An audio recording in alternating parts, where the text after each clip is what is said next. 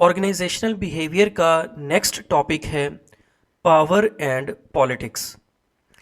इस वीडियो में हम पावर को स्टडी करेंगे, पॉलिटिक्स को स्टडी करेंगे। पावर और पॉलिटिक्स का ऑर्गेनाइजेशंस में क्या रोल होता है। What is power?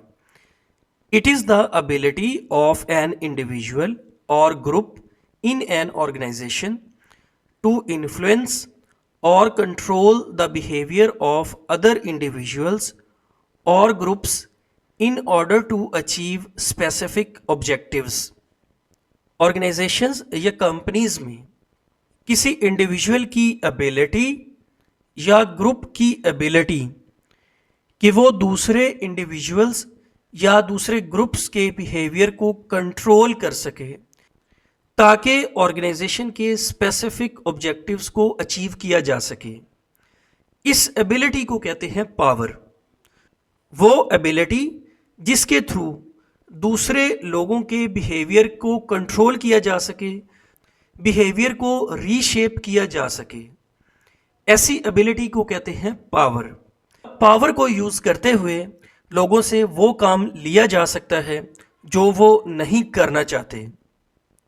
पावर के दो सोर्सेज होते हैं, पोजिशनल पावर और पर्सनल पावर। पोजिशनल पावर को फॉर्मल पावर भी कहते हैं और पर्सनल पावर को इनफॉर्मल पावर कहते हैं। कोई शख्स जिस पोस्ट के ऊपर बैठा है उस पोस्ट की जो पावर होती है उसको कहते हैं positional power. Positional power personality dependent नहीं होती। पोजिशनल पावर एक पोस्ट के साथ एसोसिएटेड होती है। फॉर एग्जाम्पल प्राइम मिनिस्टर है, प्रेसिडेंट है, कंपनी के चेयरमैन होते हैं, सीईओज होते हैं, प्रेसिडेंट्स होते हैं। पोजिशनल पावर पोस्ट के साथ एसोसिएटेड होती है। अगर कोई भी पर्सन उस पोस्ट से चेंज हो जाता है तो जो नया शख्स उस पोस्ट पे आता है तो उसके पास भी वही पावर होती है जो पहले वाले शख्स के पास होती है। पावर का नेक्स्ट सोर्स है पर्सनल पावर। एक इंडिविजुअल की पर्सनल पावर, फॉर एग्जांपल जो सेलिब्रिटीज़ होती हैं उनका लोगों के ऊपर इन्फ्लुएंस होता है। इसी तरह वेल्थ की एक पावर होती है। ऐसे लोग जिनके पास बहुत सारा पैसा होता है वो भी लोगों के बिहेवियर को कंट्रोल कर सकते हैं, इन्फ्लुएंस कर सकते हैं।